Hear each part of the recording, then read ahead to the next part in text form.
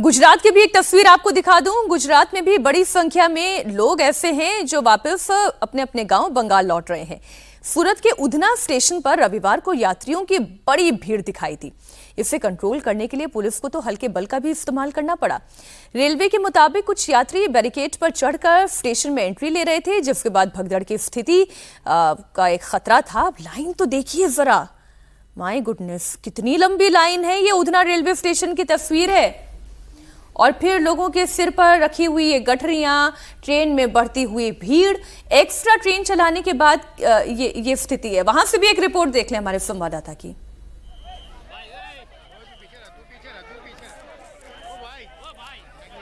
अब ये जो तस्वीरें हैं, अब आप कतार देखिए राजकुमार जी, इतनी लंबी कतार थी।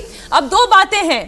पहली बात वो जो मैंने कही कि वो उन लोगों को लग रहा है कि भाई अगर हमें सरकारी फायदा चाहिए तो फिर हमें वोट भी तो देना पड़ेगा, वरना हमारा नाम कट जाएगा।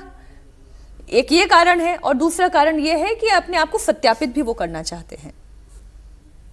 बिल्कुल सही है। और इस बार खतरा ये भी है कि आपकी कहीं ना कहीं नागरिकता पर भी सवाल उठ रहा है कि आप हैं भी बंगाली या नहीं। जी, आपको वहां जाकर के साबित करना है कि आप हैं, देश के ही नागरिक हैं और वैध मतदाता हैं।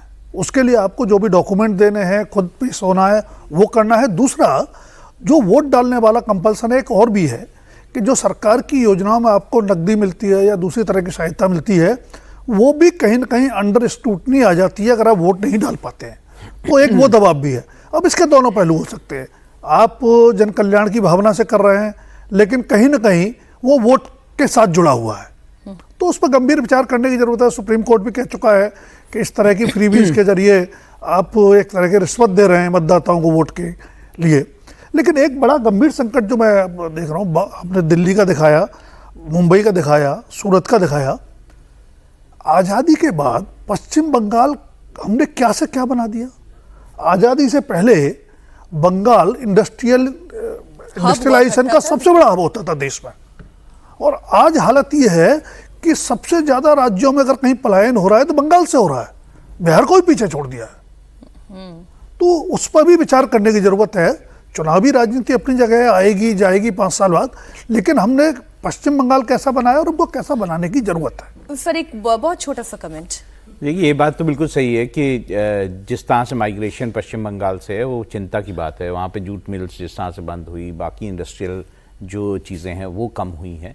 ऐसा नहीं कि वहाँ पे इंडस्ट्रियल हब है नहीं, काफ़ी बड़ा इंडस्ट्रियल हब है। वेरियस जगह चीज़ों का, ज्वेलरी से लेके बाकी सब चीज़ों का बहुत सारा है। लेकिन मेजर फैक्ट्रीज जो जूट फैक्ट्रीज होती थी, ये बाकी सब चीज़ें, ये कम, इसमें काफ़ी कमी आई है। तो माइग्रेंट लेबर बहुत ज़्यादा है, और वो माइग्रेंट लेबर सारा अब वापस जा रहा है। वो 1.5 महीने के लिए वापस जा रहा है। ये ना केवल पश्चिम बंगाल को इफेक्ट कर रहा है, ये सारा जो माइग्रेशन का मामला है, बल्कि ये बाकी शहरों को भी इफेक्ट करता है, क्योंकि ये वर्कर्स जो हैं बाकी जगह काम करते हैं, उनका सारा मतलब इंडस्ट्रीज में भी काम करते हैं, पूरा सिस्टम है वो पूरा डिस्टर्ब हो रहा है।